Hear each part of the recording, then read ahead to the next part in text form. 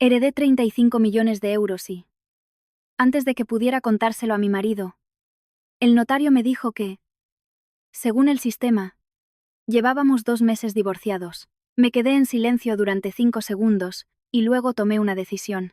Madrid. Una tarde de otoño bajo la lluvia. El tráfico en el Paseo de la Castellana estaba paralizado, y el agua de la tormenta brillaba sobre el asfalto. El olor a humo de las cocinas de los pequeños restaurantes de los callejones, mezclado con el calor de la ciudad, hacía que a uno le resultara fácil recordar cosas que creía ya superadas. Me llamo Lucía Navarro. En aquel entonces tenía 35 años y era la directora ejecutiva de Cimatec, una empresa de software situada en un edificio de cristal en el distrito de Azca. El cargo sonaba muy elegante. Pero los primeros días de la empresa, mi marido, Diego Ruiz, y yo solíamos sentarnos en una habitación alquilada de apenas 30 metros cuadrados, donde el aire acondicionado goteaba sin parar, y la conexión a Internet era tan inestable como el humor de un enamorado. Yo me encargaba de los clientes, las finanzas, los contratos y los recursos humanos. Diego se ocupaba de la tecnología, el producto, los servidores y esas líneas de código que, a mis ojos, parecían hechizos. Los empleados solían bromear diciendo que Diego era el cerebro y yo el corazón de la empresa. Al oírlo, solo sonreía, sintiendo un poco de orgullo en mi interior. Toda mujer quiere creer que ella y su marido han superado juntos los días más difíciles. De ser un grupo de 6 personas apretujadas en una vieja oficina alquilada, Cimatec pasó a tener casi 130 empleados. Los clientes eran más grandes, los contratos más numerosos y el nombre de la empresa empezaba a resonar en el sector tecnológico. Sin embargo, hay casas que, aunque tengan las luces encendidas, no son cálidas. Hay matrimonios que posan muy guapos uno al lado del otro en las fotos de la empresa, pero que, al llegar a casa, no saben de qué hablar. Diego y yo llevábamos muchos años casados, pero no teníamos hijos. Esa sola frase para muchas mujeres es suficiente para convertirse en una espina clavada en el corazón. Fui a varios hospitales importantes, tomé medicamentos, me sometí a todo tipo de inyecciones y escuché todo tipo de consejos, desde médicos hasta vecinos. Algunos sentían lástima de verdad, otros te compadecían mientras te echaban sal en la herida, diciéndote que te esforzaras más. Mi suegra, doña Rosa, oriunda de un pueblo de Toledo, pasaba de los 60 años. Era de carácter directo, pero su franqueza solía tocar los puntos de dolor de los demás. Al principio me trataba con cariño. Lucía, come un poco más. Trabajas demasiado. Estás en los huesos. Así es difícil tener un bebé. Yo sonreía y me servía otro trozo de pescado, aunque se me formaba un nudo en la garganta. Pero en las comidas familiares en su pueblo, solía decir delante de todos mis parientes: a esta familia no le falta comida. Solo le falta el llanto de un niño llamándome abuela. Toda la mesa se quedaba en silencio unos segundos y luego alguien reía para disimular. La gente es así. Una frase que hiere a otro, si se dice en público, se considera una broma. Es cierto que las palabras de la gente son más baratas que una barra de pan, pero le cuestan muy caras al que sufre al escucharlas. Cada vez que Diego me veía callar me palmeaba suavemente el hombro. No pienses demasiado. Hoy en día la medicina está muy avanzada. Que tengamos hijos o no, no es solo culpa tuya. Yo solía creer en esa frase. Lo creía tanto que, muchas noches en las que Diego volvía tarde, oliendo a un perfume extraño mezclado con lluvia, me decía a mí misma que seguramente se había reunido con unos socios en algún restaurante. Lo creía tanto que, cuando me decía que había un fallo en el sistema y necesitaba quedarse a dormir en la empresa, yo solo le enviaba mensajes para recordarle que comiera algo y no bebiera demasiado café. Una vez le pregunté: ¿por qué estás tan ocupado últimamente? Casi no vienes a cenar. Diego no me miró. Solo se quitó el reloj y lo dejó sobre la mesa. Con voz cansada, respondió: el nuevo producto está a punto de lanzarse. Si yo no me tenso, ¿quién lo hará? ¿Eres la directora ejecutiva? ¿No entiendes la presión técnica? Me callé. Lo más aterrador del matrimonio no es discutir. En una discusión, al menos hay voces humanas. Lo aterrador es sentir que, en cuanto abres la boca, estás molestando al otro. Esa noche, preparé merluza a la vasca, unas croquetas caseras y una ensalada fresca, todos los platos favoritos de Diego. Fui a propósito al mercado para comprar el pescado más fresco de mi vendedor de confianza. Al verme elegir con tanto cuidado, él sonrió. ¿Es para su marido? Su marido tiene mucha suerte. Sonreí y le di la razón. En aquel entonces, todavía pensaba que una buena comida servía para mantener unida una casa. Más tarde comprendí que, por muy deliciosa que sea la cena, no puede retener a alguien que ya quiere comer en otra parte. Diego llegó pasadas las 8. Se sentó, comió un par de croquetas, probó un trozo de pescado y se levantó. Tengo que volver a la empresa. Hay un error en el servidor. Miré su plato casi lleno. Come un poco más. Seguro que no has comido nada desde el mediodía. Ya estoy lleno. Diego se detuvo un momento. ¿Qué pasa? Quería preguntarle si aún me quería. Quería preguntarle por qué últimamente me miraba como si fuera un mueble viejo en casa, uno que aún no se ha roto del todo y por eso no se tira a la basura. Pero al final solo le dije: está lloviendo. Llévate el abrigo. Diego cogió el abrigo de la silla y suavizó un poco la voz. Tú preocúpate por la empresa. De las cosas de la casa ya me encargo yo. En ese momento, esa frase me pareció muy normal. Un matrimonio convive. Uno se ocupa de esto, el otro de aquello. No me imaginaba que en su concepto de cosas de la casa, ya no había lugar para mí. Después de que Diego se fue, la cocina quedó tan en silencio que podía escuchar claramente el tic-tac del reloj de pared. Sus cubiertos seguían apoyados en el borde del plato. Me quedé allí mucho tiempo, sin entender por qué mi corazón estaba tan frío.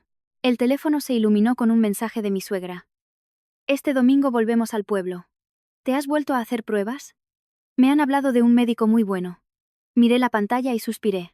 Cada vez que ella mencionaba la palabra pruebas, me sentía como un árbol al que arrancan de raíz para ver si sigue vivo o ya está muerto. Le contesté: sí. Me organizaré para ir. Un momento después, ella envió otro mensaje. Una mujer casada tiene como deber principal darle un hijo a la familia de su marido. Por mucho dinero que tengas, da igual, hija. Dejé el teléfono. En el balcón, la lluvia golpeaba el cristal en largos regueros.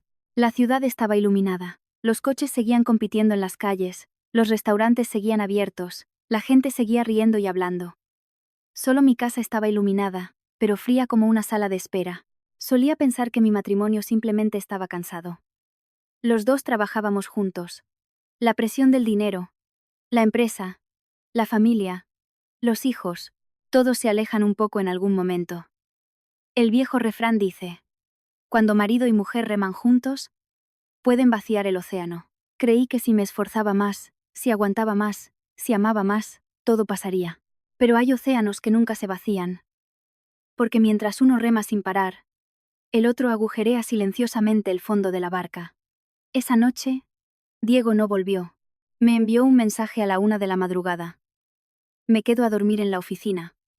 Cierra bien la puerta. Miré el mensaje durante mucho tiempo. Por primera vez después de muchos años, no le respondí de inmediato. Fui al salón y miré la foto de nuestra boda colgada en la pared. En la foto, yo llevaba un vestido blanco y Diego sonreía dulcemente, cogiéndome de la mano como si no fuera a soltarme en toda la vida. Rocé el cristal helado con los dedos. En aquel entonces, aún no sabía que el hombre de esa foto había abandonado nuestro matrimonio hacía mucho tiempo. Solo que no me había avisado. O, mejor dicho, me lo había notificado de una forma mucho más cruel. Y yo aún no había tenido tiempo de verlo. Años atrás, cuando mi casa empezó a enfriarse, yo creía en algo muy sencillo. Si ayudas a alguien en un tramo del camino, no hace falta que te lo agradezcan. Basta con que no se den la vuelta y te empujen al abismo. Pero la vida no firma contratos morales con nadie. A finales de 2016, cuando Cimatec aún luchaba por cada pequeño contrato, acompañé a mi padre, don Antonio Navarro, a las Urdes en un viaje solidario. Mi padre fue empresario durante muchos años, pero no le gustaba la caridad ruidosa. Solía decir: si ayudas a alguien y haces más fotos que preguntas sobre lo que necesitan, lo que estás ayudando es a tu propio ego. Yo le sonreía y le decía: papá, con lo estricto que eres, nadie te soporta. Él me miraba con sus ojos profundos y sabios. Ser estricto con el dinero y las buenas intenciones te ahorra sufrimientos, hija. En esta vida hay mucha gente que sufre de verdad, pero también hay quienes usan el sufrimiento como caña de pescar. En ese momento, pensé que mi padre solo era cauteloso por la experiencia. No sabía que esa frase se me quedaría clavada en la memoria como un clavo. En ese viaje llegamos a un pequeño pueblo escondido entre las montañas. Hacía frío y la niebla envolvía los tejados mientras el humo de las chimeneas se elevaba lentamente.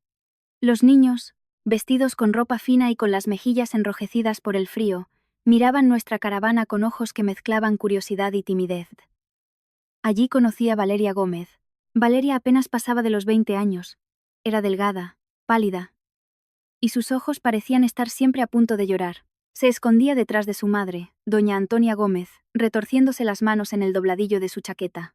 En cuanto Antonia vio a mi padre, rompió a llorar a mares. «Don Antonio, sálvenos. Le debemos dinero a unos prestamistas y quieren llevarse a mi niña a la ciudad para casarla y saldar la deuda. Es muy joven. Se me parte el corazón de madre». Valeria se arrodilló ante mi padre. Yo me asusté y me apresuré a levantarla. «Levántate, hablemos, no hagas esto». Valeria me agarró de las manos, que las tenía heladas. «Señorita, no quiero casarme con ese hombre. Quiero estudiar, trabajar. No quiero que mi vida termine aquí». Miré a la chica que tenía delante y sentí que veía una rama joven a punto de ser destruida por el viento de la montaña. Sentí lástima. Una lástima sincera. Quizá porque entonces aún creía que las lágrimas siempre iban acompañadas de bondad. Una creencia bastante ingenua, pero parece que todo el mundo tiene que pagar un precio por su ingenuidad. Tras hablar con el alcalde y algunos conocidos locales, mi padre descubrió que la familia de Valeria tenía una deuda de usura, de esas en las que los intereses generan más intereses. El capital inicial no era enorme, pero en manos de los usureros, se había hinchado como una sanguijuela harta de sangre. Esa noche, en nuestra modesta habitación de la pensión, le dije a mi padre: «Papá, quiero ayudar a Valeria». Él se sirvió un té caliente en una taza desportillada y preguntó despacio: «¿La ayudas por lástima o porque quieres sentirte una buena persona?». Me quedé de piedra. «Me da mucha pena, papá. De verdad». «Entonces ayúdala con la cabeza fría. No le des dinero pensando que puedes comprar su gratitud». Me quedé en silencio. Mi padre me puso la mano en el hombro. «Salvar a la gente es lo correcto, pero debes recordar que la bondad también necesita vallas. Sin ellas, las buenas personas corren el riesgo de convertirse en el felpudo que los demás pisan». Asentí, aunque sinceramente no lo entendí del todo. Después de aquel viaje, utilicé mis propios ahorros para pagar la deuda de la familia de Valeria, 12.000 euros. No entregando un fajo de billetes en mano como en una película, sino pidiendo a un lugareño que redactara un documento formal, pagando cada plazo y cancelando el préstamo con los usureros. Mi padre actuó como testigo y el alcalde del pueblo firmó el documento para que todo quedara claro. A mi padre le disgustaban los favores hechos solo de palabra, que luego se convertían en una soga al cuello. Pensé que ahí terminaba todo. Pero Valeria no paraba de llorar. Me dijo: «Señorita Lucía, si me quedo aquí, tarde o temprano mi madre volverá a endeudarse. ¿Puedo irme con usted a Madrid? Haré lo que sea. Fregar platos, limpiar, aprender un oficio. No me asusta el trabajo duro». Miré a mi padre. Él no asintió de inmediato, solo preguntó: «Valeria, ¿quieres irte para cambiar tu vida o para vivir a costa de los demás?». Valeria se secó las lágrimas y respondió en un susurro: «Quiero poder mantenerme por mí misma». Esa frase me ablandó el corazón. Me llevé a Valeria a Madrid. Los primeros meses le alquilé una pequeña habitación en el barrio de Tetuán, cerca de donde estudiaba. Pagué su matrícula para que aprendiera diseño de interfaces, y le compré un portátil de segunda mano que funcionaba muy bien. También la llevaba a comer, le enseñé a coger el metro, a administrar el dinero y a no confiar en los extraños tan rápido en la gran ciudad. Valeria era muy obediente. Siempre que me veía, bajaba la cabeza con respeto. «Señorita Lucía, le estaré agradecida toda la vida». A mí me molestaba la palabra agradecida, así que la descartaba. «No me debes nada. Compórtate como una persona decente y, si en el futuro puedes, ayuda a los demás». Una vez, Valeria vino de visita a mi casa. Al ver a Diego arreglando un ordenador en el salón, se quedó de pie, tímida. «Hola, Diego. Lucía me ha dicho que eres un experto en tecnología». Diego levantó la vista con una sonrisa de cortesía. «Tampoco para tanto. Es cuestión de práctica». Valeria miró la pantalla llena de código, con los ojos muy abiertos. «Parece una película de hackers. Si yo entendiera eso, estaría muy orgullosa de mí misma». Diego se echó a reír. Yo también me reí en ese momento e incluso bromeé. «Deberías enseñarle a Valeria algunas cosas básicas. Si aprende algo sobre el producto además de diseño, le será más fácil encontrar trabajo». Diego dijo: «Claro, Cuando tenga tiempo le enseño. Una frase tan normal como cuando tenga tiempo le enseño. Tan normal que no tuve motivos para sospechar. ¿Quién iba a imaginar que hay relaciones que empiezan con una frase tan ligera como el polvo, y luego se convierten en un huracán que arrasa con toda la casa? Tras más de un año, Valeria mejoró en sus estudios y le conseguí unas prácticas en una empresa asociada.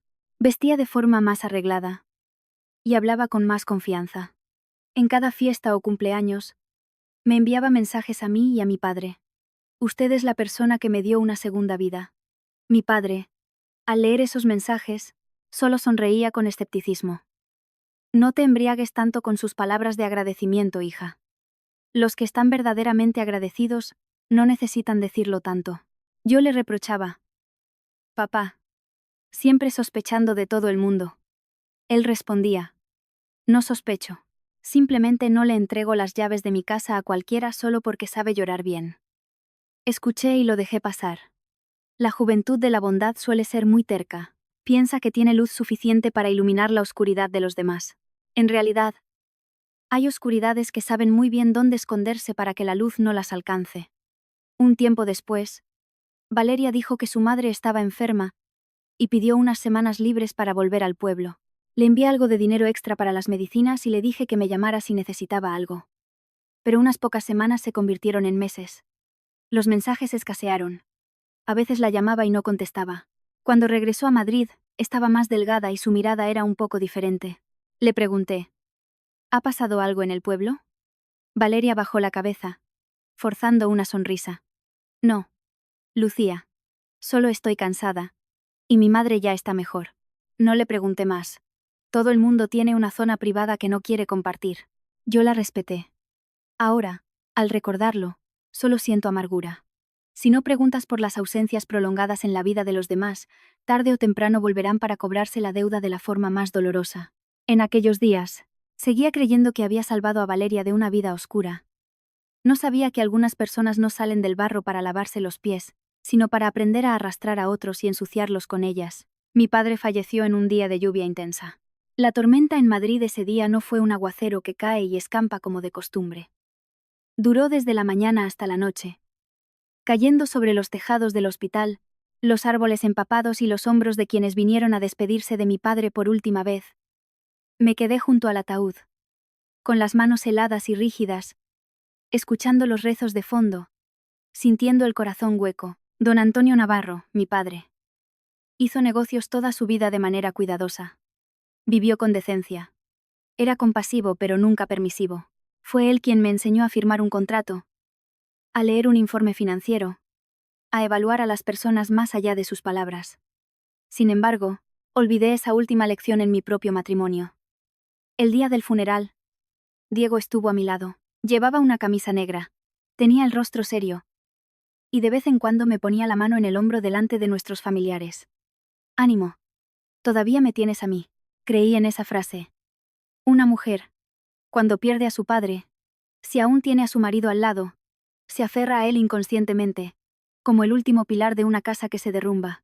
Yo hice lo mismo. Me apoyé en Diego, llorando hasta que se me secó la garganta, sin saber que aquel pilar, bellamente pintado por fuera, llevaba podrido por dentro quién sabe cuánto tiempo. Poco tiempo después del funeral, la abogada Laura Ortiz me llamó. Laura había llevado los asuntos legales de mi padre durante muchos años. Era tan meticulosa como contar granos de arroz en una cesta. Me dijo, Lucía, busca un hueco para ir a la notaría. El testamento de don Antonio requiere el trámite de aceptación de herencia. Solo respondí, sí, por favor, concerta una cita por mí. Sinceramente, no pensaba mucho en el patrimonio. Cuando acabas de perder a un ser querido, el dinero te resulta muy ajeno. Lo que anhelas es volver a escuchar un ataque de tos, una advertencia, aquella vez que frunció el ceño y te dijo que no trabajaras demasiado. La mañana en que fui al notario, llovía de nuevo. Diego me mandó un mensaje a las 7 de la mañana. Está lloviendo. Acuérdate de coger el abrigo. Tengo una reunión técnica, y no podré acompañarte. Miré el mensaje sintiendo un poco de decepción, pero respondí. Vale, céntrate en el trabajo. Conduje yo misma hasta la notaría en el barrio de Salamanca. Laura ya me estaba esperando, vestida con un traje gris, sujetando cuidadosamente una gruesa carpeta de documentos. Al verme entrar, Me observó un par de segundos y me dijo en voz baja: «Has adelgazado mucho». Sonreí amargamente. «Últimamente no tengo apetito». No me preguntó más. Solo me acercó una silla. El notario era un hombre de mediana edad que hablaba con lentitud. Revisó nuestros documentos de identidad y el certificado de defunción de mi padre antes de empezar a leer el testamento. Al principio lo escuché con calma, pero a medida que avanzaba, mis manos apretaban con más fuerza el asa de mi bolso. Mi padre me había dejado un patrimonio valorado en unos 35 millones de euros, que incluía acciones en una empresa de logística, varias casas de alquiler, depósitos bancarios y unos grandes almacenes alquilados a largo plazo en las afueras de la ciudad. Sabía que mi padre tenía bienes, pero no imaginaba que lo hubiera dejado todo tan escrupulosamente organizado. Lo que más me hizo ahogarme de emoción no fue la cifra, sino una cláusula en el testamento. La totalidad del patrimonio antes mencionado se lega exclusivamente a mi hija, Lucía Navarro, como bien privativo. En ningún caso se incorporará a la sociedad de gananciales de su matrimonio, ni se utilizará para garantizar obligaciones financieras de ningún tercero. Salvo consentimiento expreso, voluntario y por escrito de mi hija. Bajé la cabeza y una lágrima cayó sobre el dorso de mi mano. Mi padre ya no estaba, pero aún así había construido un techo para protegerme de la lluvia. Laura posó suavemente la mano sobre el documento. Don Antonio preparó este testamento con muchísimo cuidado. Me dijo: «Lucía es compasiva, pero a veces su compasión la hace olvidarse de protegerse a sí misma». Aparté la mirada, sintiendo vergüenza de repente. Mi padre había sido capaz de ver a través de mí con tanta claridad, mientras yo había pasado todos estos años creyéndome muy astuta. El notario continuó con los trámites, comprobando información. Tecleó en su ordenador un rato, y luego me miró con una expresión un tanto extraña. Doña Lucía Navarro, actualmente en el sistema figura que su estado civil es divorciada de don Diego Ruiz. La sentencia de divorcio de mutuo acuerdo tiene efectos desde finales del primer trimestre de este año. Le ruego que confirme esta información. Creí haber escuchado mal. ¿Qué ha dicho? Ande la dimaderesta de adestros. El notario volvió a mirar la pantalla, manteniendo su tono profesional. Usted y don Diego Ruiz han completado el trámite de divorcio de mutuo acuerdo. El expediente incluye la resolución judicial. Necesitamos contrastarlo para definir el alcance de los bienes privativos al aceptar la herencia. Me quedé petrificada. Al otro lado de la cristalera, la lluvia dejaba largos regueros sobre la calle. En el despacho, el aire acondicionado zumbaba con monotonía. Escuché claramente el bolígrafo de Laura caer sobre la mesa. Hablé pronunciando despacio cada palabra. Yo sigo viviendo con mi marido. Nadie respondió de inmediato. Saqué mi móvil y busqué el mensaje de Diego de esa misma mañana. Las palabras: «Está lloviendo. Acuérdate de coger el abrigo» seguían allí, escalofriantemente amables. Un hombre que por la mañana le recordaba a su esposa coger el abrigo por la lluvia, cuando, sobre el papel, se había divorciado de ella hacía meses. El ser humano es sin duda la criatura más retorcida, capaz de sostener un paraguas para cubrirte mientras, con los pies, cava la fosa en la que vas a caer. Daría para aplaudir si el corazón no doliera tanto. Laura recuperó la compostura primero y le dijo al notario: «¿Podría mostrarnos un extracto de esa información? Mi cliente afirma no tener conocimiento alguno de esto». Poco después, el expediente fue examinado más a fondo. Las hojas de papel aparecieron ante mis ojos como finos cuchillos. La demanda de divorcio de mutuo acuerdo. La solicitud de resolución en ausencia. El acuerdo de no disputar bienes comunes. La dirección para recibir notificaciones era la sede de Cimatec, y la firma que aparecía abajo era la mía. No era una firma falsificada, ni el intento torpe de alguien tratando de imitar mis trazos. Era mi firma real. Suave al principio y con un ligero trazo ascendente al final, exactamente como había firmado durante años. Temblaba tanto que apenas podía sostener el vaso de agua. Laura me acercó un pañuelo de papel. «Hay golpes que te hacen llorar, y otros que bloquean las lágrimas, congelando el dolor en la garganta». Los recuerdos volvieron a mi mente a gran velocidad. Hacía unos meses, Diego me entregó un grueso montón de documentos, alegando que eran papeles de una reestructuración accionarial para atraer inversores. Ese día acababa de llegar del hospital después de cuidar a mi padre, exhausta. Diego dejó un bolígrafo frente a mí. «Firma aquí por mí. Los inversores lo necesitan urgentemente. Son solo anexos técnicos y actas internas». Le pregunté. Necesito leerlo detenidamente. Diego sonrió y me frotó los hombros. ¿Acaso no confías en mí? Es nuestra empresa.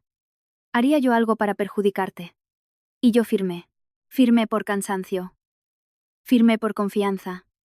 Firmé pensando que entre marido y mujer no hacía falta desconfiar de cada frase. ¿Qué razón tienen al decir que hay lecciones que no se pagan con dinero, sino con la vida entera de una mujer? Miré a Laura, con voz ronca. Laura. Me han engañado para que firme, ¿verdad? Laura no respondió enseguida, solo dijo. Tranquilízate, Lucía. Hay claros indicios de irregularidad, pero debemos ir paso a paso. Por ahora, solicitaremos una copia del expediente, y recuerda una cosa. Los bienes que te ha dejado don Antonio son privativos tuyos. A efectos legales, el hecho de estar divorciada ahora hace que a Diego le resulte imposible tocar esta parte. En otras palabras, te ha engañado, pero con esa misma jugada se ha apartado del mayor bloque de patrimonio. Cerré los ojos. En una sola mañana me enteré de que mi padre me había dejado 35 millones y descubrí que mi marido me había eliminado en secreto de mi propio matrimonio. Por un lado, el último acto de amor de mi padre. Por el otro, la puñalada más fría del marido que aún compartía casa conmigo. No grité. No golpeé la mesa. No llamé a Diego de inmediato. Es extraño. A veces, cuando el dolor llega a su límite, la persona se queda extrañamente serena, como quien ya no tiene nada que perder. Firmé para recibir las copias necesarias y las guardé en mi bolso. Antes de salir de la notaría, volví a leer la cláusula en el testamento de mi padre. No se incorporará a la sociedad de gananciales. De repente comprendí que mi padre no solo me había dejado patrimonio, me había dejado una vía de escape. Y en cuanto a Diego, seguramente creía que me había expulsado de su vida en el momento oportuno, pero no lo sabía. Con ese papel de divorcio furtivo, se había amputado a sí mismo la mano que intentaba agarrar algo que su avaricia aún no había tenido tiempo de ver. Al salir de la notaría, no volví a casa. Me quedé sentada en el coche mucho tiempo, con las manos sobre la carpeta, temerosa de que, si la soltaba, todo resultara ser solo una pesadilla. La lluvia en las ventanillas había disminuido, pero en mi cabeza cientos de preguntas chocaban unas con otras. Si no hubiera visto con mis propios ojos la sentencia de divorcio, probablemente habría muerto creyendo que mi marido solo estaba distante. Y jamás habría sospechado que podría tender una trampa tan tranquilamente en nuestra propia casa, en nuestra empresa, en aquellos folios que confiada había firmado. El teléfono vibró. Era Laura. ¿Dónde estás? En el garaje. Aún no quiero volver a casa. Ven a mi despacho. Tenemos que revisar el expediente a fondo ahora mismo. Conduje hasta el despacho de Laura. Al entrar, vi que ya había desplegado los documentos sobre la mesa, separándolos y marcándolos con post-its de colores. Levantó la vista. Su tono era profundo y firme. Lucía, siéntate. Sé que duele, pero ahora toca tener la cabeza fría. Me senté, entrelazando las manos. Laura señaló los folios. Míralo bien. Demanda de divorcio de mutuo acuerdo. Solicitud de resolución en ausencia. Acuerdo sobre los bienes. Todas las firmas son tuyas. No hay intento de falsificación de la caligrafía. Tragué saliva. Eso significa que firmé mi propio divorcio sin saberlo. Laura asintió. Es lo más probable. Y como mencionaste, Diego te hizo firmar una carpeta muy gruesa, ¿verdad? Cerré los ojos, tratando de recordar cada detalle. Ese día mi padre acababa de volver a ingresar en el hospital. Yo iba de la empresa al hospital y del hospital a la empresa, con la mente hecha un lío. Diego entró en mi despacho con la carpeta y la puso frente a mí. Firma en estos lugares. En esta ronda de financiación hay muchas actas y anexos. Aún recordaba mi pregunta exacta. ¿Es algo importante? Él sonrió, restándole importancia. Si es importante es porque necesitas firmarlo. Pero son solo documentos internos. Firma para no retrasarnos. Recordarlo ahora daba ganas de abofetearse a uno mismo. Dicen que la tinta condena. Pero mi tinta mató a mi matrimonio mientras yo le daba las gracias a mi marido por facilitarme el trámite. Laura pasó otra página. Otra anomalía es la dirección para notificaciones. La empresa. No vuestro domicilio. Hay una autorización para recibir notificaciones judiciales en la sede. Si llega un documento oficial allí, ¿quién lo recibe habitualmente? Alcé la vista de inmediato. En administración suele ser Marta Castro. Al pronunciar ese nombre, Mi corazón dio un vuelco. Marta Castro trabajaba en Cimatec desde los primeros días, encargándose de documentos, correos y recepción. No éramos íntimas, pero nunca me dio motivos para dudar de ella. Laura prosiguió. ¿Tenía Diego acceso fácil a Marta? Solté una risa amarga. Es mi marido. Y el director técnico. Se mueve por toda la empresa. Pedirle a una empleada que deje un sobre oficial en su mesa es lo más fácil del mundo. Laura asintió en silencio, haciendo unas anotaciones. Entonces ya vemos el eslabón de la cadena. Diego usó el dossier corporativo para camuflar los papeles del divorcio, y luego bloqueó las notificaciones interceptándolas en la empresa. Además, sabiendo que estabas cuidando a don Antonio, estabas demasiado exhausta para revisar página por página. Sentí un ardor en la garganta. Laura, quiero llamarle ahora mismo. Quiero preguntarle a la cara por qué me ha tratado así. Laura respondió tan rápido que me dejó helada, mirándome a los ojos. Escúchame bien, Lucía, si ahora montas un escándalo, Diego sabrá que lo has descubierto. Y es él quien tiene el control del núcleo técnico de la empresa. ¿Crees que se quedará de brazos cruzados mientras te deshaces de él? Guardé silencio. Bajó la voz, hablando despacio pero con contundencia. Tienes dos tareas paralelas. 1. Fuiste engañada en un proceso de divorcio. 2. Tienes que mantener a flote la empresa para que no se hunda antes del lanzamiento del producto. Si te dejas llevar por la rabia, ganarás una discusión, pero perderás la partida entera. Me recliné en la silla, sintiendo cada palabra como un ancla. Tenía razón. Estaba sufriendo, pero aún no había perdido el juicio. Esa empresa no solo era mi dinero, era el esfuerzo de mi padre, el sudor de más de 100 personas y noches sin dormir para lograr cada contrato. Laura empujó la copia del testamento hacia mí. Aún hay algo más que debes tener muy claro. Los bienes que dejó don Antonio están registrados explícitamente como tuyos. Legalmente, el estado actual de tu divorcio le impide a Diego tocar esta parte. En otras palabras, te tendió una trampa, pero él mismo se ha cortado el acceso a la parte más grande del pastel. Miré las palabras escritas por mi padre. Sentí que me escocían los ojos. Estaba muerto, pero seguía detrás de mí, protegiéndome del viento. Pregunté en voz baja. ¿Qué debo hacer ahora? Reunir pruebas poco a poco. Respondió Laura. Desde hoy, no firmes nada sin leerlo. Haz copias de seguridad de todos los correos, mensajes, agendas de las veces que te dio documentos para firmar. Revisa las cámaras de la oficina, si es que aún hay grabaciones. Comprueba el libro de registro de correo de la empresa y, sobre todo, no dejes que se entere de que te has dado cuenta. Me mordí el labio. Esa frase dolía. Resulta que todo este tiempo había estado viviendo como una sonámbula en mi propio matrimonio. Salí del despacho de la abogada y me dirigí directamente a la empresa. Era casi la hora de salida y los empleados ya se estaban marchando.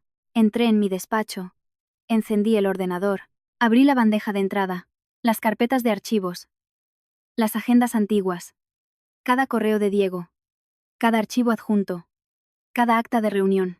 Algunos los revisé rápidamente. Otros no los había abierto nunca desde que los firmé.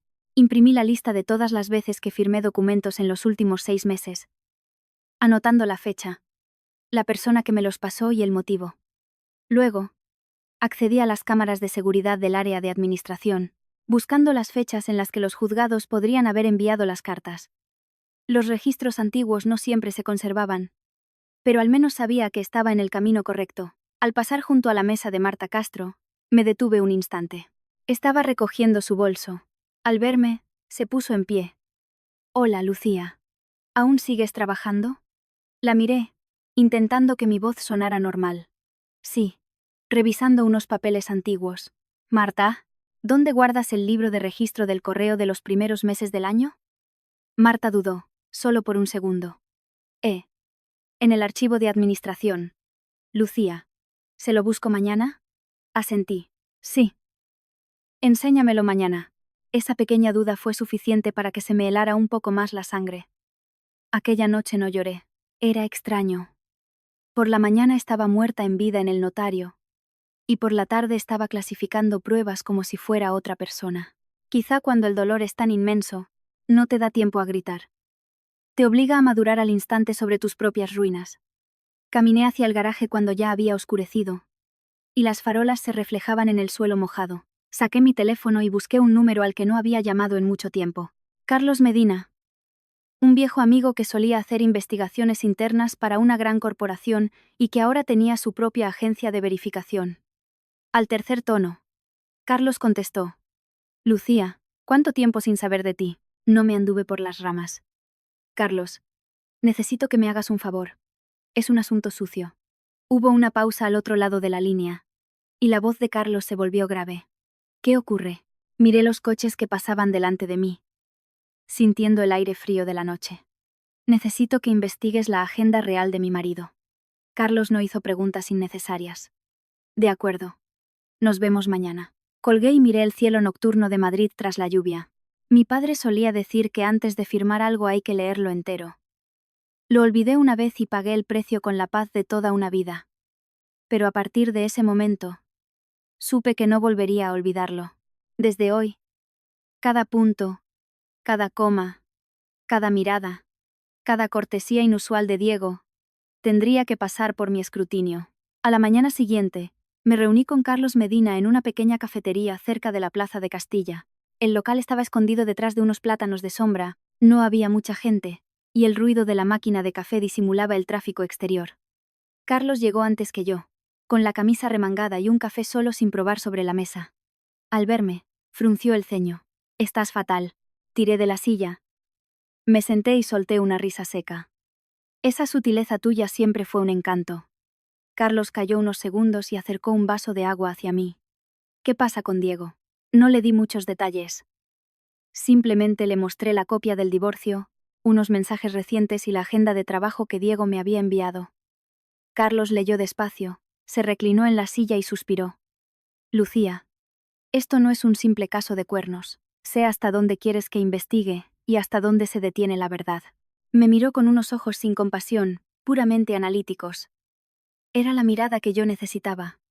Si alguien me hubiera dado una palmadita en la espalda y me hubiera dicho tranquila, seguramente me habría echado a reír. Cuando se te quema la casa, que alguien te dé una servilleta de consuelo no sirve de nada. Carlos añadió. Trabajaré dentro del marco legal. Verificación de horarios, ubicaciones, fotos en lugares públicos, registros abiertos. Nada de allanamientos ni trampas sucias. Yo tampoco necesito rebajarme a su nivel. Me vale con eso. Carlos me envió un mensaje muy corto aquel mismo día. Diego no ha ido a Barcelona. Está en Alcobendas. Adjuntaba la ubicación, un lujoso complejo de apartamentos cerca de un parque empresarial. Un lugar por el que había pasado muchas veces, mirando los balcones iluminados y pensando que los que vivían allí debían tener una vida muy tranquila. Resulta que la tranquilidad no depende del piso en el que vivas, sino de la conciencia. Conduje hasta allí y me detuve al otro lado de la calle.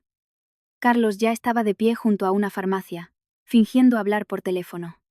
Al ver mi coche, se acercó, abrió la puerta y se sentó de copiloto. ¿Seguro que quieres ver esto?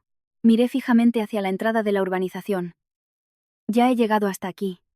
Si no miro, me engañaré a mí misma una vez más. Carlos no dijo más. Me pasó su móvil, que mostraba unas fotos recién tomadas. Diego bajando de su coche, con camisa azul claro, y el reloj que le regalé en nuestro 5º aniversario. A su lado estaba Valeria, con el pelo recogido, llevando un vestido color crema. Ya no tenía el aspecto rústico de aquella joven que se escondía detrás de su madre en el pueblo. Ahora era refinada, elegante, sabiendo cuál era su mejor ángulo. Pero lo que me cortó la respiración fue el niño que estaba entre los dos. Tendría unos 3 años, de piel clara y pelo un poco rizado, abrazado a un dinosaurio verde de plástico. Diego se agachó para ajustarle la gorra. Valeria sonrió y le sacudió el polvo de la chaqueta. Y el niño levantó la vista para decirle algo.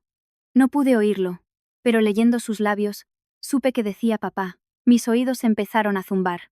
Carlos dijo muy suavemente. El conserje de aquí dice que el niño se llama Hugo, aunque le llaman Leo. Piso en la 6ª planta. Los vecinos creen que son un matrimonio. Diego viene 3 o 4 veces por semana. A veces pasa la noche. Sostuve el móvil con las manos rígidas. El niño tenía unos 3 años, lo que significaba que había nacido justo cuando yo empecé los tratamientos de fertilidad, justo cuando yo me sentaba sola en la consulta del médico, oyéndole decir no se estrese, que eso influye mucho.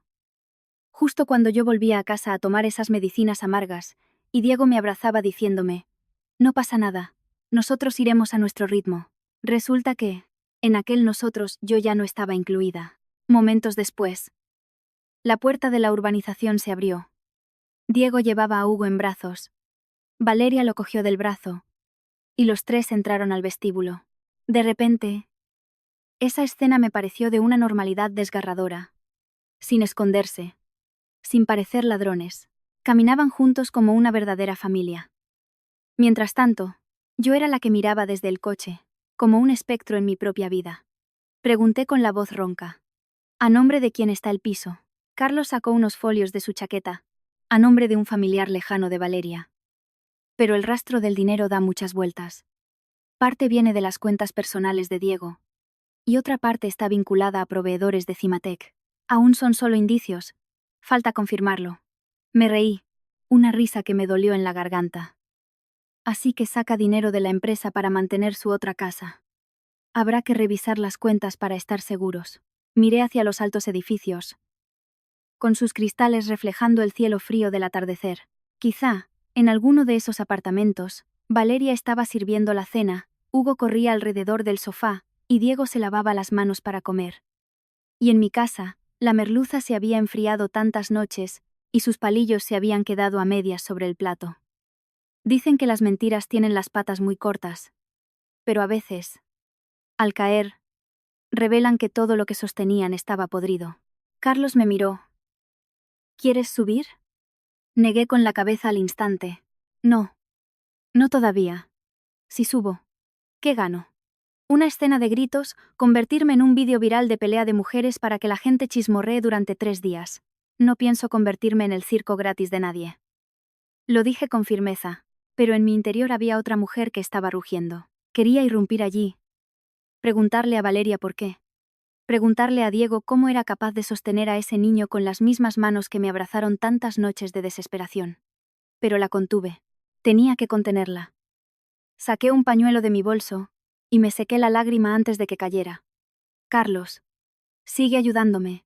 Su rutina, las transacciones del piso y sobre todo las conexiones entre Valeria, su madre y los proveedores de la empresa. Carlos asintió. De acuerdo. Pero ten cuidado. Un tipo como Diego, capaz de falsificar su divorcio, no tiene solo un as en la manga. Sé prudente. ¿A dónde vas ahora? Miré el reloj. Casi las 7 de la tarde. A casa. Carlos me miró. A verle. Sí. Quiero ver qué papel interpreta esta noche. Carlos no me detuvo. Quizá entendió que, a veces, los que han sido traicionados necesitan mirar de cerca a su traidor una vez más. No para mantener la esperanza, sino para matar definitivamente cualquier rastro de compasión. Cuando llegué a casa, la luz del salón estaba encendida. Diego estaba en el sofá, con la camisa cambiada y el pelo húmedo de haberse duchado. Había fruta cortada en la mesa. Levantó la vista con naturalidad. ¿Por qué llegas tan tarde? Me quedé en la puerta unos segundos. Si esto fuera antes, le habría explicado que había ido a ver al abogado, al notario, por lo de mi padre. Pero hoy solo me pareció ridículo. A los mentirosos les encanta preguntar a los demás dónde han estado. Me quité los zapatos y dejé el bolso. Tenía cosas que hacer. Diego me miró de cerca. Tienes los ojos rojos. ¿Has llorado? Entré en la cocina y me serví un vaso de agua, dándole la espalda. Será por la lluvia. Diego guardó silencio un momento y luego dijo: Estás demasiado sensible últimamente. Lo de tu padre, la empresa, lo de tener hijos. Te guardas todo dentro y solo te haces daño. Agarré el vaso de agua y me di la vuelta para mirar al hombre que tenía delante. El hombre que acababa de entrar en un apartamento con un niño que le llamaba papá. Y ahora me aconsejaba que no me hiciera daño. Le dije muy suavemente: Sí. Tendré que aprender a no hacerme daño a mí misma. Diego pensó que hablaba de mi tristeza. Asintió, y tomó un trozo de manzana. Y yo lo miré por primera vez sin ver al marido que amaba. Solo vi a un hombre sentado en mi casa, comiendo mi fruta, usando la calma para tapar toda una vida paralela. Aquella noche no le hice más preguntas. Pasé junto a nuestra foto de bodas y no toqué el cristal como solía hacer. Hay cosas que, mientras confías en ellas, son sagradas. Cuando dejas de creer, solo son fotos colgadas en un lugar equivocado. Entré en el estudio. Cerré la puerta con llave. Encendí el ordenador. Y creé una carpeta nueva. El nombre era Pruebas. Guardé una por una las fotos que Carlos me había enviado. Diego. Valeria. El pequeño Hugo en la entrada de la urbanización. Diego ajustando la gorra. Valeria agarrada de su brazo. Los tres, juntos de forma tan natural que cualquiera pensaría que era una estampa idílica. Estuve mucho tiempo frente a la pantalla. Sentía un dolor punzante en el pecho, que no estallaba, pero que pinchaba como una aguja. En el salón, Diego encendió el televisor y se oía de fondo un partido de fútbol. De vez en cuando se reía, como si fuera una noche completamente normal. Esa normalidad era lo que más asustaba. Alguien puede traicionar a la persona con la que ha dormido durante años y, acto seguido, sentarse a ver el fútbol y comer fruta. Imprimí algunas de las fotos. No a todo color ni en alta calidad, pero lo suficientemente nítidas para ver sus caras y el momento en que él tenía al niño en brazos. Apilé los folios y salí. Diego estaba en el centro del sofá. Al verme, levantó la cabeza. ¿Aún no duermes? Dejé las fotos sobre la mesa de cristal. Mira esto. Diego echó un vistazo. Solo un segundo. Pero su rostro se tensó. Hay que reconocer que es hábil. Rápidamente se enderezó, cogió una foto y la volvió a dejar. Me has puesto a alguien a seguirme. Me reí suavemente. Tienes un apartamento.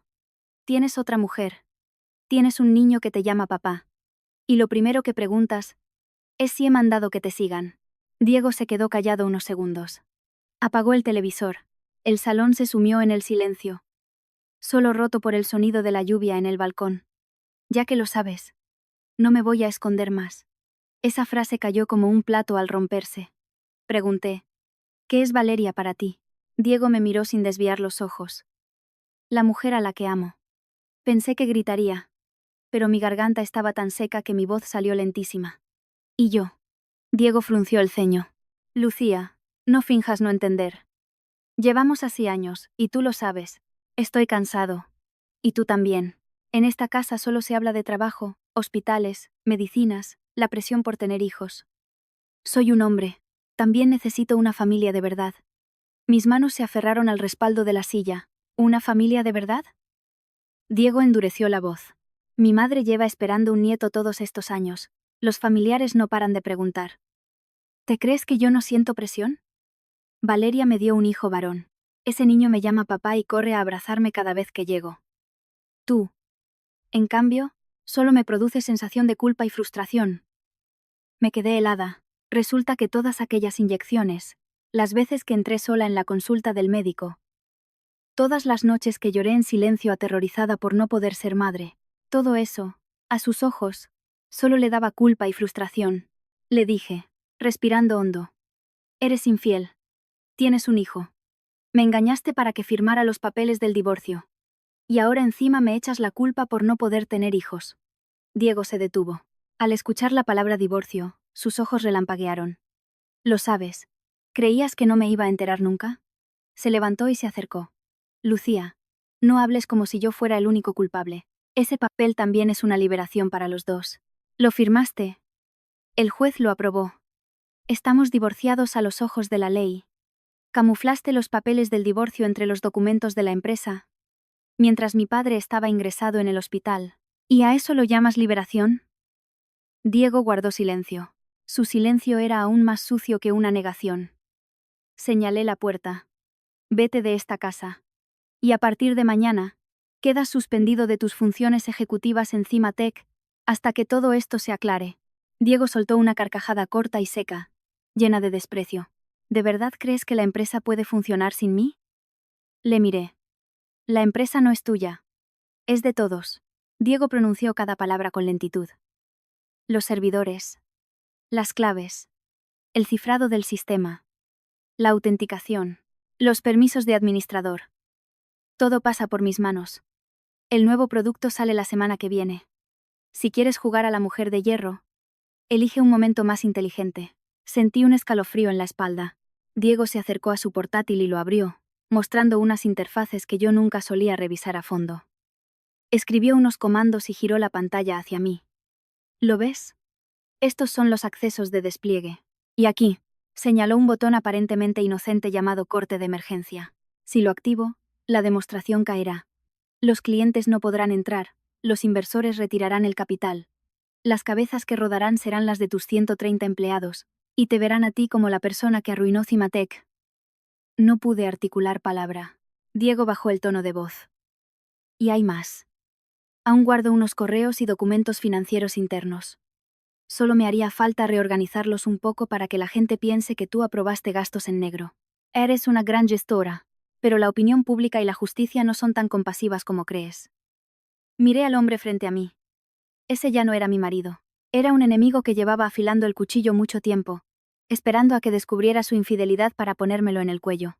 Quise darle una bofetada, tirarle a la cara el vaso de agua, gritarle que era un cobarde desagradecido, pero a mis espaldas estaba la empresa, los salarios de mis empleados y todos los contratos que mi padre me ayudó a conseguir. Respiré profundamente. ¿Qué quieres? A Diego pareció gustarle esa pregunta. Es muy sencillo.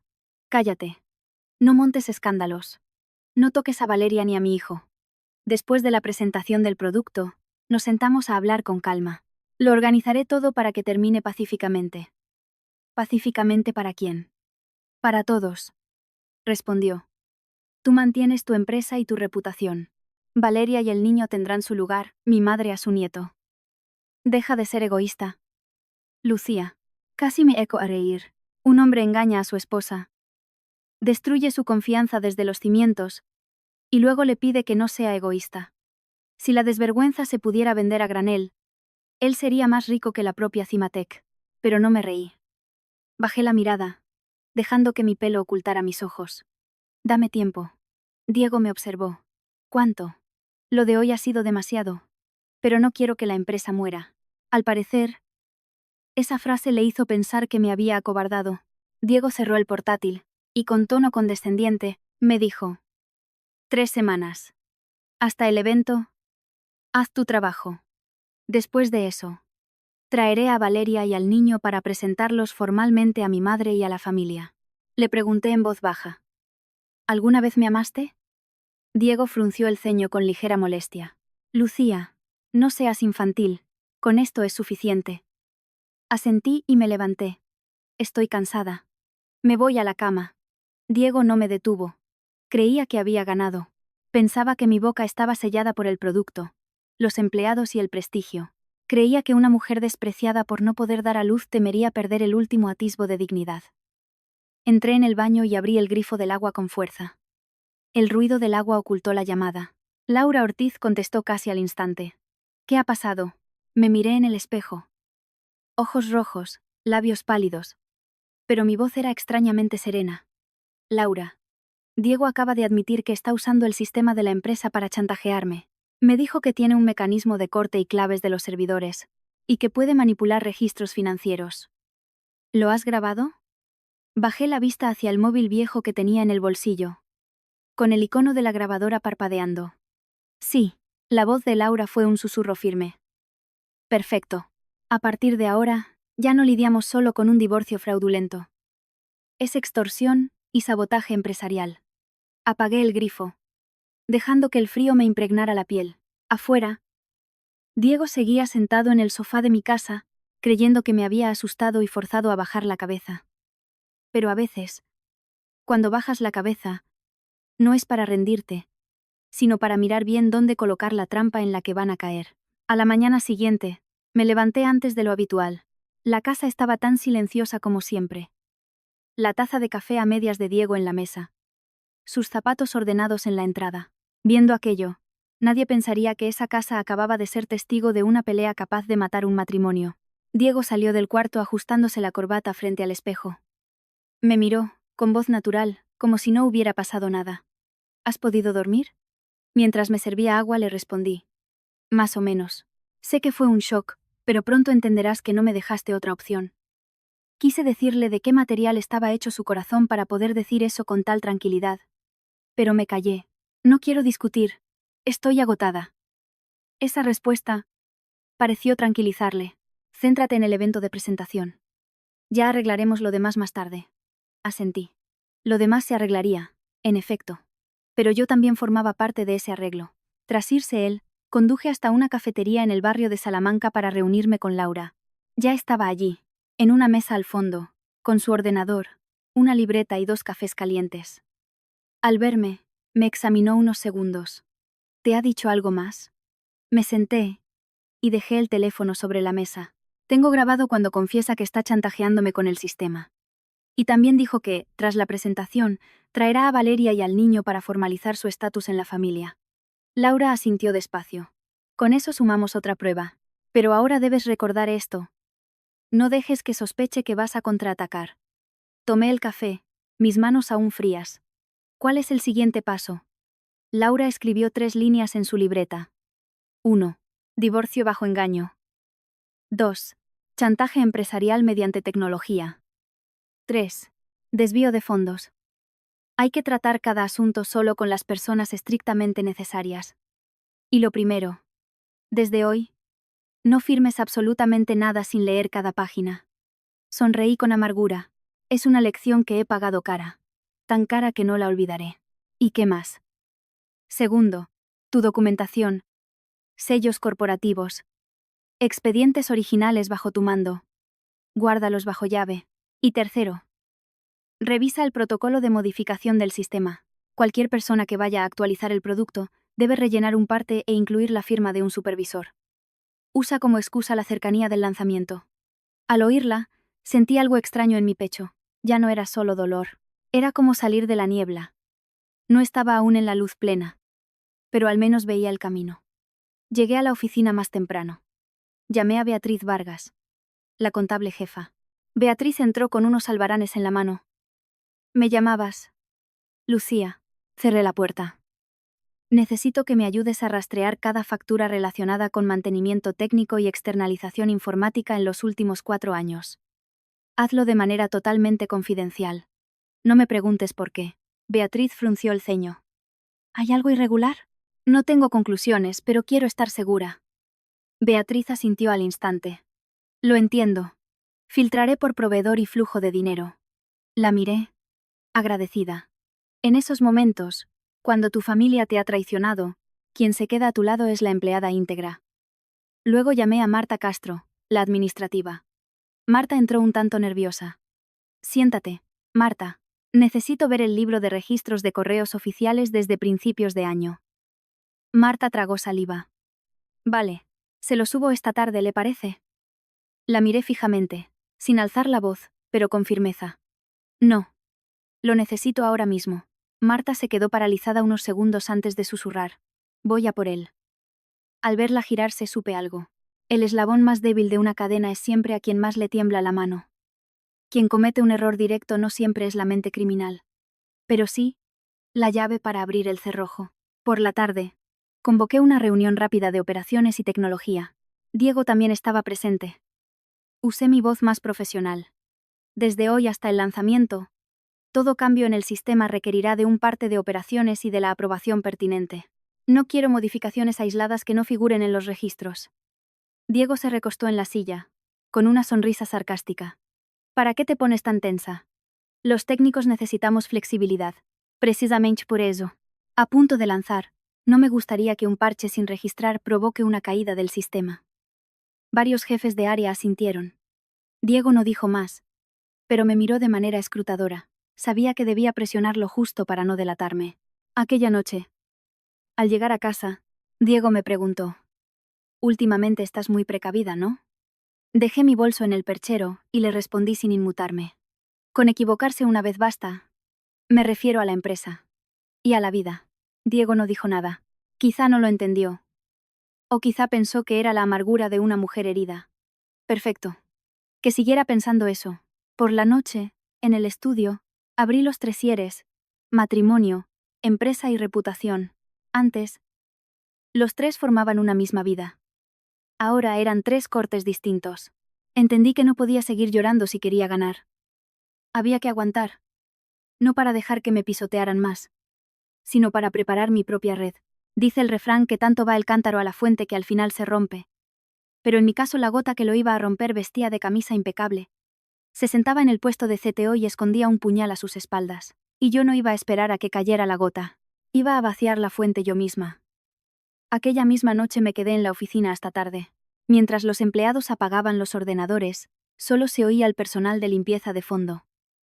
Yo estaba encerrada en una sala pequeña con Beatriz Vargas. En la mesa había hojas de cálculo, extractos bancarios, contratos y 2 cafés helados. Bea se bajó las gafas y miró la pantalla. Lucía. Esto tiene muy mala pinta. Me incorporé.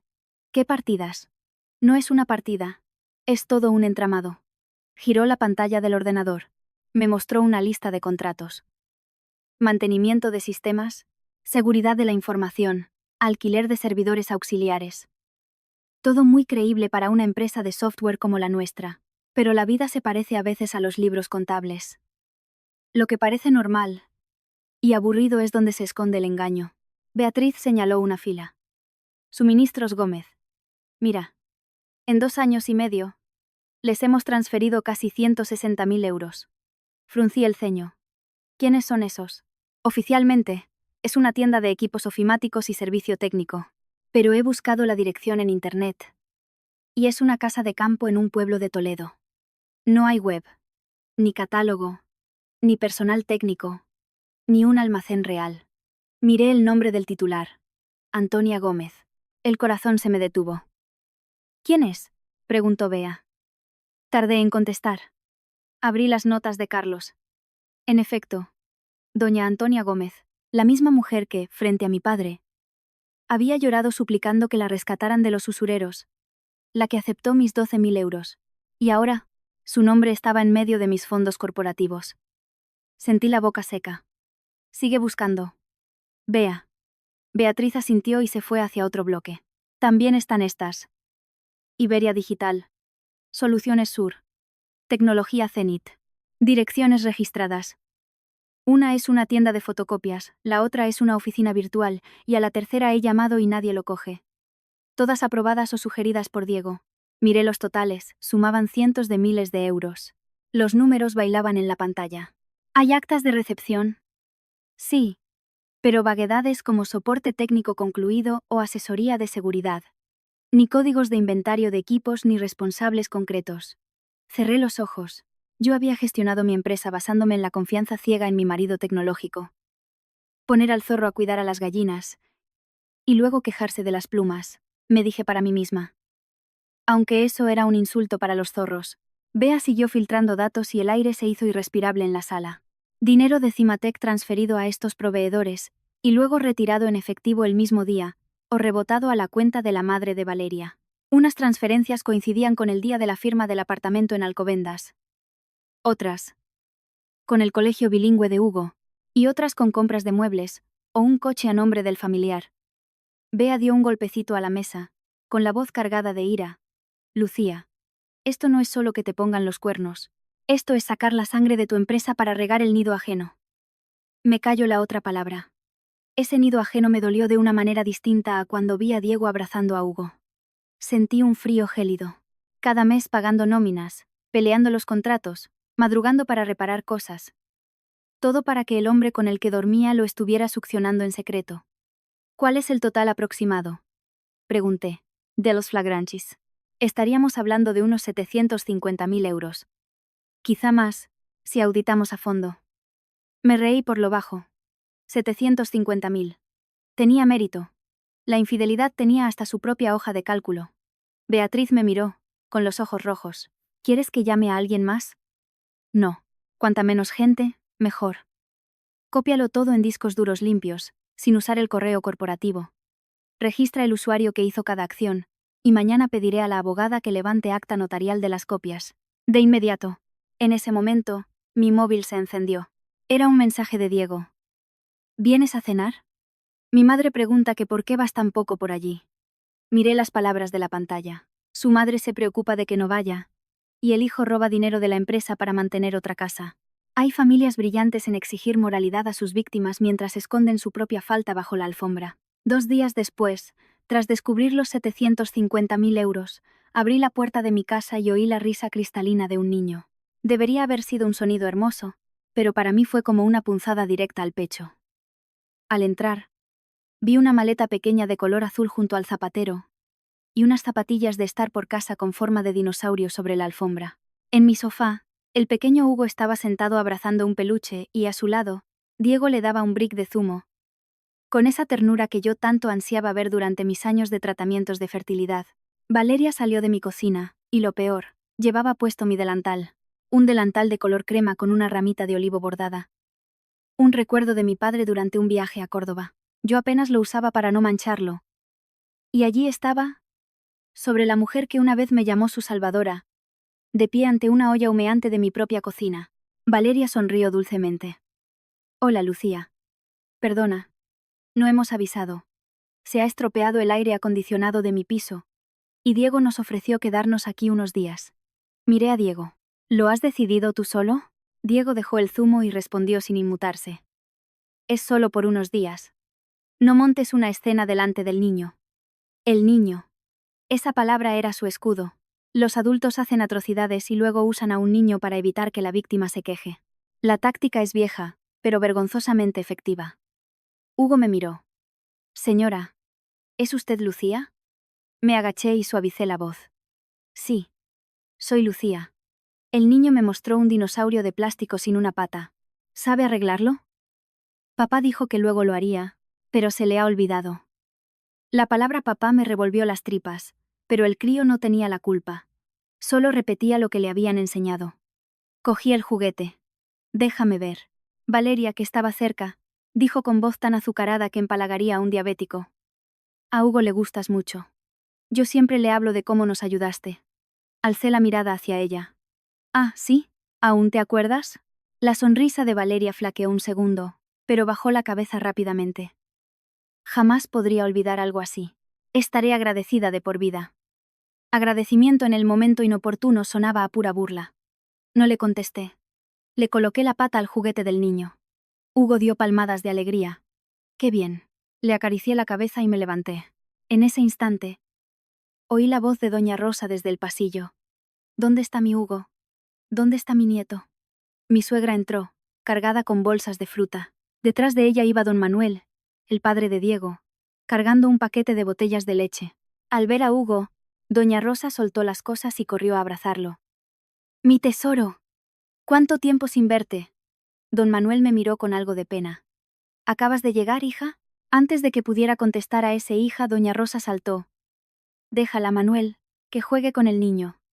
Lucía vendrá cansada del trabajo. Lucía. 2 sílabas cayeron como piedras sobre mí. Hace nada yo era la nuera ejemplar, la cabeza de familia. Ahora, por la presencia de un niño varón, pasaba a ser Lucía, la invitada en mi propia casa. Miré a doña Rosa. ¿Cómo me acaba de llamar? Por tu nombre.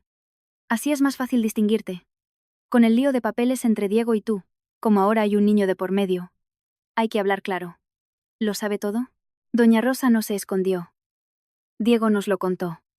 No sois compatibles. No hay hijos. No hay vínculo. Mujer estéril es como un árbol seco. No quiero ofenderte, pero debes entender mi posición. Don Manuel intervino. Rosa. Cállate ya. Pero ella bufó. ¿He dicho alguna mentira? Años esperando un nieto. Y ahora por fin hay alguien de nuestra sangre. ¿Voy a rechazarle? La escuchaba con dolor, pero con el cerebro helado. Le pregunté directamente. ¿Está usted segura de que sabe toda la verdad? Ella sonrió con altivez. La verdad es que el niño es hijo de Diego y que lleva mi sangre. Y tú, por mucha empresa que tengas, si no eres capaz de dar un hijo, nunca entenderás a una abuela. Valeria miraba al suelo pellizcándose el delantal, fingiendo pena, pero vi la comisura de sus labios temblar en una minúscula sonrisa de victoria. Diego se levantó, intentando calmar los ánimos. Mamá. Lucía está cansada. No digas nada más. Luego me miró a mí. Y tú también.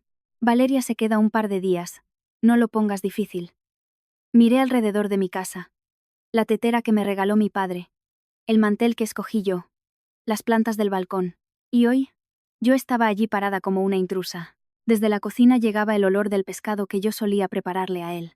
Todo me parecía una comedia de enredo absurda, pero era real. Valeria dijo suavemente. Lucía, he preparado la cena.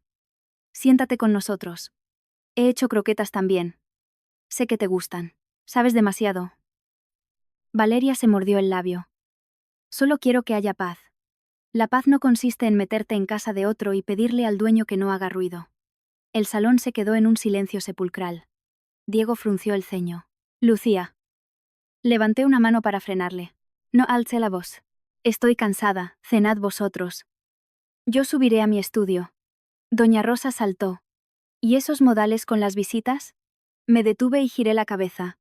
Le he llamado madre durante muchos años. Hoy. Permítame callarme. Esa fue la última vez que traté a aquella señora como a mi familia. Subí las escaleras.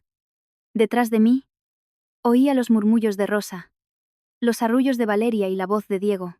Me encerré, dejé la puerta entornada y encendí la grabadora de un móvil extra que había comprado. Quería grabar todo, cómo me trataban, cómo Diego usaba a su madre y al niño para coaccionarme y validar la situación. Abajo sonaron los cubiertos. Diego seguro estaba en la cabecera, como el señor de la casa. Yo, desde mi ventana, me repetía a mí misma. Aguantar no es rendirse. Es dejar que los que creen haber ganado sigan interpretando todo el guión. Esa noche, al ir a la cocina, vi el delantal de Córdoba colgado allí. No lo descolgué. Lo dejé como prueba de que alguien había invadido mis recuerdos.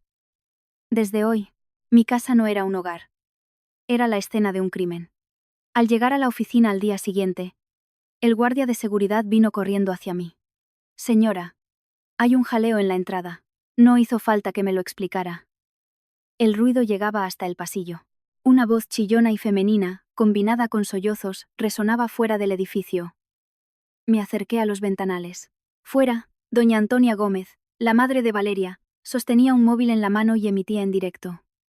A su lado, Valeria, llorando y con el pelo revuelto, abrazaba fuertemente a Hugo contra ella, como si el pobre niño fuese un escudo antimisiles. Varias mujeres, claramente acompañantes traídas a propósito, asentían, señalando nuestro edificio de cristal y haciendo aspavientos, como si fuera la cueva de un demonio. Doña Antonia gritaba: «Por favor, escúchenme, gente de Internet. A mi hija la están oprimiendo. Una rica le quiere robar a su marido y al padre de su hijo. ¿Tener dinero le da derecho a humillar a mi familia y aplastar a un bebé inocente?» Valeria sollozaba. Yo no quiero quitarle nada a nadie. Solo quiero que mi hijo tenga a su padre. Pero ella tiene mucho poder. Me ha amenazado con dejarnos en la calle. Observaba la escena y sentí que estaba viendo una obra de teatro cutre en una plaza de pueblo. Solo que el nombre del antagonista era el mío. Varios de mis empleados se detuvieron a mirar. Algunos evitaban cruzar los ojos conmigo. Era normal. La gente no sabe la verdad. Y un vídeo gritado en directo a la hora punta es suficiente para colgar tu reputación en la plaza pública del escrutinio social. Me dirigí al de seguridad. Pida a todos los empleados que pasen adentro. Mantengan el orden, y que nadie interactúe con ellas ni grabe nada. Sí, Lucía. Llamé a Laura Ortiz inmediatamente. Laura. Están haciendo un directo en la puerta. Acusándome. Laura, con su habitual calma gélida, respondió: «No bajes a discutir. Llama a la policía municipal. Mandaré a alguien a levantar acta notarial de lo que están diciendo. Tú solo mantén el recinto seguro». De acuerdo. Tras llamar a la policía, subí a mi despacho y abrí las cámaras de vigilancia para tener mejor visión. Doña Antonia seguía actuando. Esa mujer rica nos desprecia por ser pobres, y ahora que no ha podido darle un hijo a su marido, quiere comprarlo para que abandone al niño. Todo este circo orquestado por las mismas personas a las que saqué de sus deudas. Hay gente cuyas lágrimas son más profesionales que los años de carrera de mis mejores ingenieros. 10 minutos después, apareció Diego, cruzando el aparcamiento. Quizá fingió que acababa de enterarse. Tiró del brazo de Antonia, susurrando, pero con la voz suficiente para que el audio lo captara. Antonia le soltó bruscamente: «¿Y tú la defiendes? Ella nos oprime y a ti te da miedo que su reputación se ensucie». Valeria se unió al coro de lágrimas. «Diego. No quería venir. Ha sido mi madre. Que siente mucha pena por su nieto». Escuchaba todo desde mi despacho y casi me río del guión. Un escenario preparado. Alguien que llora y alguien que hace de pacificador moderado. Poco después, recibí una llamada interna. Era el asistente del Fondo Ibero Capital. «Lucía, nos han llegado vídeos sobre una disputa en la puerta de sus oficinas. Queremos saber si hay una crisis interna grave a puertas del lanzamiento». Apreté el bolígrafo en mi mano. «Emitiremos un comunicado oficial hoy mismo». Colgué, sintiendo el peso en mi pecho. Habían empezado a jugar con mi credibilidad frente a los inversores. Un escándalo a escasos días de presentar el producto. Media hora más tarde, apareció la policía y disolvió el espectáculo.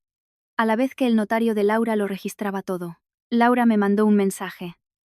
Guarda todo. Cada enlace y captura. La reputación no se puede recomprar en el supermercado. Esa misma tarde convoqué una reunión de crisis. Nada de declaraciones públicas.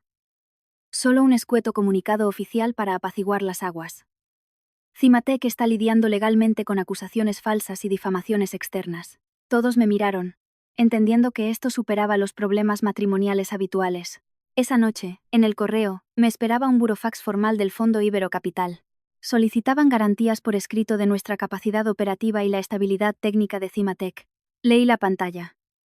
Si no podía demostrar que el sistema no estaba en peligro, Diego usaría aquel botón de pánico en la presentación para hundirme por completo. A la mañana siguiente, llamé a Carlos Medina. Carlos, necesito un experto en seguridad informática. Uno muy bueno. No para arreglar impresoras, sino para auditar el código fuente profundo de un producto antes de salir a mercado. Y sin que mi CTO se dé cuenta. Carlos dudó. Conozco a uno, pero es un hueso duro de roer. David Silva. Dirige una pequeña startup en Alcobendas. Rescató a un par de empresas de puertas traseras corporativas, pero odia los dramas, y menos los líos de matrimonios. Dile que es un caso de sabotaje corporativo. Ese mismo mediodía, Carlos organizó el encuentro. En un edificio de coworking. Tras pasar unas mesas con pantallas llenas de diagramas, apareció David. Unos 30 y pocos, pelo revuelto, gafas de pasta, sin florituras. Me dio la mano sin demasiado entusiasmo.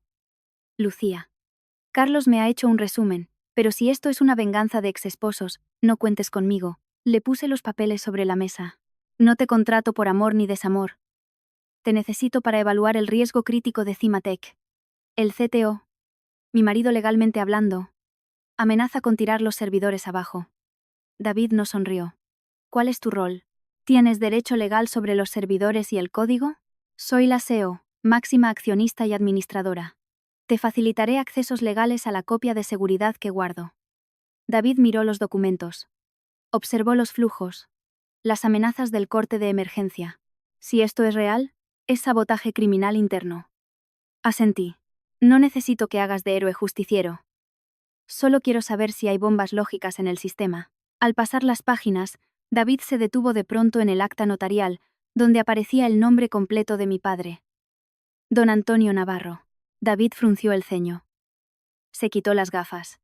¿Tú eres la hija de don Antonio? Me sorprendió. ¿Le conocías? David suspiró profundamente. Cuando yo estudiaba en el instituto, y no teníamos dinero para ir a la universidad, hubo una beca patrocinada por tu padre. Él me pagó la universidad completa. Cada semestre me mandaba una carta breve.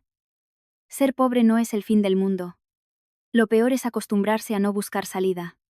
Estuve a punto de dejarlo todo. Pero esas cartas me mantuvieron a flote. Si no fuera por él, no estaría aquí hoy. Me quedé sin respiración. Mi padre jamás me lo dijo. La vida te da vueltas. A quienes yo ayudé, volvieron a traicionarme. Y a quien mi padre ayudó hace décadas, ahora aparecía para salvarme. David cerró los archivos. Lo haré. Y sin la tarifa premium. Nos instalamos en secreto. La casa de campo de mi padre, una vieja finca en el Escorial, apartada, sin conexión directa ni miradas indiscretas, rodeada de encinas y aire puro, se convirtió en nuestra sala de guerra. Durante 3 semanas, el equipo de David, 4 ingenieros de absoluta confianza, trabajó día y noche allí, revisando cada línea del código fuente. David puso reglas de seguridad física. Nada de móviles y desconexión absoluta. Una noche, un ingeniero, exhausto a las 3 de la mañana mientras comíamos unos bocadillos de jamón, alertó. David, mira este registro. Hay puertas traseras que no estaban en la documentación. David miró la pantalla, la cara pálida. Nos dejó al menos 3 accesos escondidos en la autenticación de servidores y en el proceso de despliegue. Y peor aún. Alguien llamado Pablo Reyes ha estado trasteando en la copia maestra últimamente. Pablo era el técnico joven mano derecha de Diego. Diego ha infiltrado código falso. Si usábamos esa versión, la demo colapsaría con tráfico real, y me echarían a mí la culpa frente a los inversores, dedujo David. Yo apreté los puños. Entonces, le dejaremos creer que no hemos visto nada, pero la sustituiremos la noche antes, dije. Días después, Diego entró a mi despacho. Llevaba una carpeta delgada. Ya sin rodeos, me la tiró sobre la mesa. Firma aquí. Reestructuración y cesión de derechos técnicos. Los inversores lo quieren ver. Ah. Y en la cuarta página, la transferencia de un 17% de tus acciones personales a mi nombre. Un precio simbólico. Estás intentando arrebatarme las acciones amenazando con la presentación, dije, con voz temblorosa, sabiendo que mi móvil estaba grabando, escondido bajo mis apuntes. Además, había escondido una minicámara entre las hojas de una maceta de suculentas de la estantería. Las cabezas rodarán si no lo haces. La presentación, tu credibilidad. El destino de Cimatec depende de un solo botón que yo apretaré si no cedes. No es amenaza, es. Sonrió Diego con una frialdad espantosa. Firma. Saqué una copia manipulada previamente por Laura sin validez legal por un error técnico deliberado en los anexos, y firmé con mano temblorosa. Diego revisó la rúbrica y salió con aire triunfal. Le escribí a Laura de inmediato. Lo confesó todo. Archívalo a buen recaudo. Esto es definitivo, contestó ella. Pocas horas después, Carlos Medina me llamó. Lucía, tengo algo más. He localizado a Marcos Gil, el exnovio de Valeria. Marcos asegura que ella le lleva meses pidiendo dinero. Guardé silencio. ¿Qué quieres decir? Marcos tiene mensajes y resultados de ADN que ella guardó. Hugo no es hijo de Diego. Valeria chantajeó a Marcos para que pagara, y cuando él se negó, usó al niño para agarrar a Diego por el cuello. Se me paralizó el corazón. Aquel niño, el de la gorra, el niño al que le arreglé el dinosaurio, no era más que un objeto de cambio. Esa mujer había tejido una mentira enorme y cruel sobre mi dolor y la desesperación de mi marido por tener un hijo. Sentí náuseas, pero no alegría. Decidí que usaría este hallazgo solo ante la justicia, jamás en un circo público. No permitiría que el nombre del niño fuera destrozado por culpa de sus repulsivos adultos. Llegó el domingo y, por sorpresa, Valeria me mandó un WhatsApp. Lucía. Es la fiesta patronal en Toledo. Vamos a hacer una comida con toda la familia de Diego. Doña Rosa insiste en que deberías venir, por respeto a los años pasados. Esa invitación no era casualidad. Era el gran teatro donde oficializarían que ella, la madre del nieto varón, era la nueva heredera y nuera. Bien, iré, contesté. Viajé hasta Toledo en mi coche. Al llegar a la casa familiar de Doña Rosa, los olores a cordero asado, pimientos fritos y sopa de ajo me recordaron a tantos otros domingos. Pero la estampa fue humillante. Valeria presidía la cabecera junto a Doña Rosa, con Hugo en las rodillas. Diego fingía evitarme la mirada. Don Manuel, el padre de Diego, intentó saludarme con afecto. Pero su mujer lo cortó. Lucía. Siéntate en la mesa del patio trasero, ordenó Rosa, apartándome junto a los familiares lejanos. Me senté frente al plato. En plena comida, Rosa alzó la voz para que todos la escucharan. Qué bendición es tener a Valeria. Sabe llevar la casa, cocinar y darnos un varón fuerte de nuestra propia sangre. Hay mujeres que pueden tener mucho éxito en la oficina, pero el dinero no compra un útero fértil. Y, hablando de dinero, dicen que a Lucía su padre le dejó millones. No somos interesados, pero creo que deberías aportar algo a esta familia. A modo de agradecimiento por todos los años que Diego te ha soportado sin hijos. Silencio absoluto en el comedor. Dejé mis cubiertos sobre la mesa. Me levanté, miré fijamente a Doña Rosa. Señora. Y desde ese instante, dejé de llamarla madre. El respeto a una familia no se basa en engañar a una mujer robando fondos de su propia empresa para montar un piso en Alcobendas a escondidas. Y en cuanto a la herencia de mi padre, es suya y solo mía. Intocable. El destino final de lo que me corresponde no será juzgado en un plato de cordero asado. Doña Rosa se levantó iracunda. Mala pécora. Insolente. Yo sonreí y dejé 50 euros en la mesa. Buen provecho. Y no me llaméis más. Salí por la puerta. Don Manuel me alcanzó bajo el umbral. Lo siento mucho, Lucía. No se disculpe, don Manuel, le dije. Subí a mi coche y me largué de allí, sintiendo, por fin, que respiraba aire limpio. El gran día llegó. Cimatec estaba reluciente en el centro de convenciones de Madrid. Inversores, analistas y prensa tecnológica ocupaban todas las sillas. Subí al escenario con traje blanco, con una seguridad de la que nunca pensé que sería capaz. Expuse el futuro del proyecto y, sin nombrar a mi esposo, alabé el trabajo en equipo de la compañía original. De repente, Diego irrumpió en escena desde la zona técnica lateral, levantando el micrófono ante todos. Paren esto. La presentación debe detenerse. Soy el CTO de Cimatec, y he encontrado fallos de seguridad críticos que Lucía Navarro ha ocultado a los accionistas para cobrar los bonus, demostrando su total incompetencia. Los inversores empezaron a murmurar. Por favor, que todo el mundo abandone el sistema, o activaré un apagón preventivo. En la mesa, Diego pulsó su tan amenazado botón rojo, confiado en que destruiría todo en un segundo. Nada. La pantalla gigante a mis espaldas mostró un claro mensaje en verde. Acceso denegado. Credenciales revocadas. El rostro de Diego se volvió cadavérico. Sus manos sudorosas teclearon comandos frenéticos que ya no servían. David Silva salió detrás del escenario, micrófono en mano. Soy David Silva, asesor técnico independiente. Hemos sustituido desde la madrugada todas las plataformas corrompidas de la empresa por órdenes de la CEO. Las credenciales de sabotaje interno han sido desactivadas para proteger el producto. Recogí el micrófono de vuelta. Gracias, ya que hoy abogamos por la transparencia corporativa. Me gustaría añadir que Cimatec presentará esta misma mañana ante el juzgado de guardia una querella criminal. A mis espaldas proyecté un gráfico. Desvío de capitales mediante facturación falsa. 750.000 euros extraídos a empresas ficticias, lideradas por Antonia Gómez. Sobornos, apropiación indebida y sabotaje informático. Diego no podía sostenerse en pie.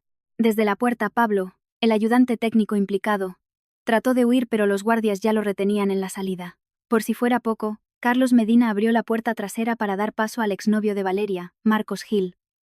Cuando doña Rosa, que había venido con Antonia y Valeria al acto para disfrutar de mi hundimiento, lo vio, Marcos le gritó: Valeria, si tienes pasta para empresas falsas, devuélveme lo que me robaste por nuestro hijo. Doña Rosa se giró desencajada. ¿Qué dices? Hugo es hijo de Diego. Marcos rió secamente y lanzó el informe de ADN de Valeria al suelo. De tu Diego, nada. En cuestión de segundos, el ídolo familiar construido por doña Rosa se derrumbó por completo. La anciana se desmayó en su asiento. Valeria comenzó a llorar como una posesa y Antonia fue interceptada por seguridad. La presentación culminó con éxito. Los inversores valoraron la purga corporativa y renovaron la financiación de Cimatec de forma inminente. Pero aquella misma noche, yendo yo hacia mi coche al salir, una sombra salió de entre las columnas del parking. Diego apareció, con el rostro enloquecido y una pequeña navaja multiusos en la mano, exigiendo con furia desesperada: retira la denuncia. Retírala o nos hundimos los dos. No tuve que hacer nada. Carlos, acompañado por 2 policías locales que se encontraban ya de guardia en el recinto, derribaron a Diego al suelo, inmovilizándolo al instante.